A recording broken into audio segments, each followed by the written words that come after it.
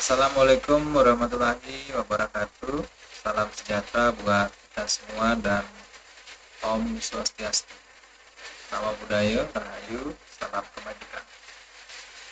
Yang terhormat Ibu Fasilitator, kemudian yang saya hormati pengajar praktik yang hadir pada kesempatan hari ini, dan seluruh rekan-rekan CGP yang juga hadir dalam tatap maya kali ini.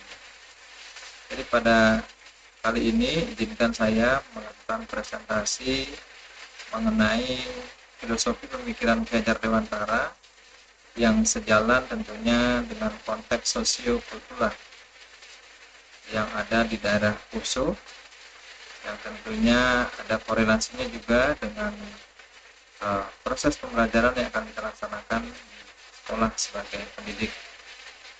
Bapak Ibu, jadi tema yang akan kami bawakan adalah konteks sosio-kultural Poso, yaitu Mesale. Jadi Mesale ini merupakan salah satu kebudayaan daerah Poso, di mana Mesale ini merupakan sebuah hal yang identik dengan gotong royong, tolong menolong, yang dulunya masyarakat Poso menggunakan istilah Mesale ini untuk sama-sama saling bahu-membahu untuk melakukan proses pertanian. Mari kita simak video ini. Ya, jadi kami adalah kelompok 2, selaku fasilitator kami adalah Ibu Selvi Kadir Bahati, MPD, kemudian pengajar praktik kami Deomade Mertayasa, SPD. Dengan anggota kelompok 2 yaitu yang pertama adalah Ibu Yanti, kemudian saya sendiri, dan yang akan satu lagi adalah Ibu Wasni. Baik, selanjutnya sebelum kita melangkah pada kebudayaan Mesale tentang pemikiran Ki Hajar Dewantara, tentunya saya ingin mengajak teman-teman Bapak Ibu sekalian untuk pemikiran kita ke arah profil pelajar Pancasila, di mana profil pelajar Pancasila ini merupakan arah atau kompas atau penentu arah kita dalam melaksanakan pembelajaran. Nah, dari berbagai macam bagian profil Pancasila ini, jadi saya akan mengambil satu hal yang terkait tentunya dengan apa yang akan saya bahas, yaitu Mesale. Adapun hal itu yaitu gotong royong. Di mana gotong royong ini tentu saja memiliki elemen kunci. Yang pertama adalah kolaborasi, yang kedua kepedulian, dan yang ketiga adalah berbagi pastinya. Tentu dengan adanya gotong royong, semangat tolong menolong ini diharapkan dapat memberikan dampak positif bagi pembelajaran kita selaku pendidik di lingkungan sekolah masing-masing. Ya.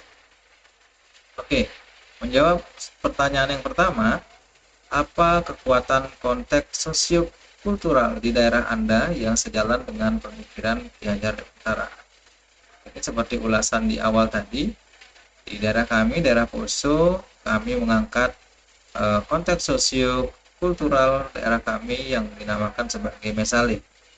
Jadi dulunya masyarakat Poso menggunakan sistem pertanian yaitu Mesale, yaitu dengan bersama-sama berkelompok bertani di suatu lahan tertentu dengan semangat yang sama, yaitu saling bahu-membahu dan saling membantu. Nah, selanjutnya, Mesale pada sistem pertanian Kabupaten Poso ini merupakan budaya Poso yang sering diidentikan dengan sikap gotong royong. Mesale berarti bekerja secara bersama-sama pada suatu tempat secara bergiliran atau bergantian.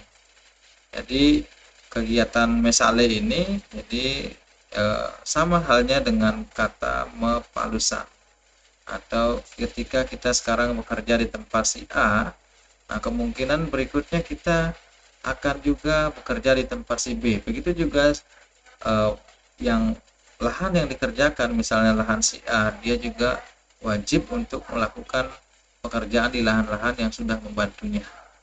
Jadi di sini ada kata kolaborasi, ada kata yang sangat identik dengan bahu-membahu, tolong-menolong, dan gotong royong. Nah, inilah nanti yang akan kita korelasikan dengan nilai-nilai profil pelajar Pancasila di mana gotong royong dan juga pemikiran Ki Hajar Dewantara terhadap pendidikan kita yang ada di sekolah kita masing-masing. Nah, misalnya pada sistem pertanian Kabupaten Poso, ini kami angkat karena mengingat sebagian besar masyarakat Poso itu hidup di sektor pertanian. Nah, jadi nilai yang sejalan dengan pemikiran KHD nanti, Ki Hajar Dewantara, yang kami fokuskan pada 2 poin, yaitu bertani dan mesale pastinya. Bertani ini juga mempunyai makna yang filosofi juga terkait pemikiran Ki Hajar Dewantara, juga sangat baik kita terapkan prinsip dan filosofi bertani ini bagi pendidikan kita atau pembelajaran kita di sekolah masing-masing. Kita mulai dari konsep bertani. Bertani, ya seperti yang kita ketahui, bertani itu merupakan proses yang panjang untuk mendapatkan hasil yang berkualitas. Dalam seni bertani ada beberapa proses yang dilakukan, yakni seperti mengolah lahan, kemudian melakukan penyemaian, tandur, ya, yang dalam istilah Jawanya ini juga disebut sebagai tata mundur. Nah, ini juga mengandung filosofi yang sangat luar biasa sekali, ya, sesuai dengan pemikiran Ki Hajar Dewantara untuk pendidikan kita. Kemudian ada pemeliharaan dan akhirnya kita akan panen pastinya. Itulah konsep-konsep bertani yang akan kita bahas, yang ada implikasinya, yang ada korelasinya dengan pemikiran Ki Hajar Dewantara dan tujuannya untuk kita dalam hal pendidikan pelajaran kita di sekolah masing-masing. Nah, pertama mengolah lahan. Nah, kalau mengolah lahan dikaitkan dengan proses pendidikan atau pembelajaran kita di sekolah, yakni memberikan lingkungan belajar yang baik kepada anak didik supaya tumbuh dan berkembang dengan baik. Nah, lingkungan ini berupa lingkungan fisik misalnya, kemudian lingkungan sosial budaya, dan juga lingkungan spiritual.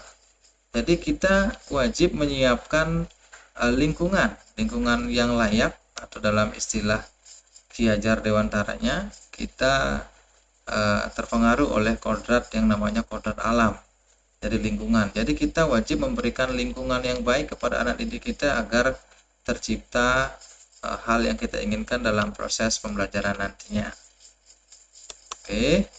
Selanjutnya ada proses penyemaian. Dalam bertani, proses ini juga sangat penting sekali, di mana penyemaian ini kalau dikorelasikan dengan kita mendidik di sekolah, yaitu dalam mendidik di sini adalah kita memetakan bagaimana gaya belajar yang sesuai dengan pembelajaran kita kepada anak didik. Apakah gaya belajar visual atau gaya belajar kinestetik. Nah, ini kan kita pilih nanti untuk mengetahui anak didik kita lebih suka atau gaya yang mana digunakan untuk dalam pembelajaran. Selanjutnya tandur. Tandur ini dalam bahasa Jawa itu tata mundur, jadi mundur ditata dengan rapi. Nah, kalau dalam istilah Poso ini disebut sebagai mumpaho. Nah, dalam mendidik anak kita juga sering sebagai guru itu harus introspeksi diri. Ya, tata mundur, kita mundur kembali. Ya, introspeksi diri untuk evaluasi pembelajaran yang telah kita laksanakan di kelas. Apakah sudah sesuai dengan tujuan pembelajaran yang ada, ataukah ada hal-hal yang mungkin perlu diperbaiki. Maka kita harus melaksanakan yang namanya introspeksi diri. Selanjutnya ada pemeliharaan. Nah, pemeliharaan kalau dikorelasikan dalam dunia pendidikan yaitu mendampingi setiap aktivitas siswa ketika melayani mereka dengan sepenuh hati, memberikan inovasi pendidikan yang sesuai dengan zaman mereka sehingga mereka merasa nyaman dalam belajar pastinya, dengan tetap memasukkan nilai-nilai budi pekerti pada diri mereka sebagai poros atau patokan dasar kita. Kemudian yang terakhir adalah panen. Nah, setelah kita melaksanakan proses tadi, tentu hal terakhir seperti halnya bertani, kita mendapatkan panen hasil. Jadi kalau di dunia pendidikan, selain melahirkan generasi bangsa yang berintelektual tinggi, diharapkan juga menghasilkan anak didik yang mempunyai karakter kuat seperti sopan santun, saling menghargai, tanggung jawab, dan gotong royong. Nah, kita akan menjawab pertanyaan yang kedua, bagaimana pemikiran Ki Hajar Dewantara dapat dikontekstualkan sesuaikan dengan nilai-nilai luhur kearifan budaya daerah asal yang relevan menjadi penguatan karakter murid sebagai individu sekaligus sebagai anggota masyarakat pada konteks lokal sosial budaya di daerah Anda.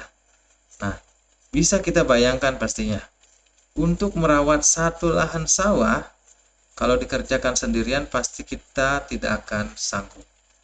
Perlu adanya berbagai pihak untuk bekerja sama, membangun suatu kolaborasi yang baik demi meringankan tercapainya suatu hasil yang terbaik. Nah, ini sejalan sekali dengan kearifan budaya lokal kami, yaitu mesale, tolong menolong, bahu membahu, bersama-sama untuk tujuan tertentu pastinya. Nah, selanjutnya selain itu tentunya dalam pendidikan juga kita wajib ada namanya proses menghamba pada murid. Dalam arti bahwa kita tidak harus menjadi istilah kasarnya budak murid, tapi semata-mata memang orientasi kita adalah kepada anak didik kita. Dalam proses menanam padi misalnya, di sini semua yang dilakukan Pak Tani hanya semata-mata supaya hasil akhir dari padi itu berkualitas pastinya. Dari mulai menyediakan lahan yang baik, memilah mana yang kurang baik, ditata dengan rapi di lahan supaya yang sudah diolah dipelihara sampai dipanen.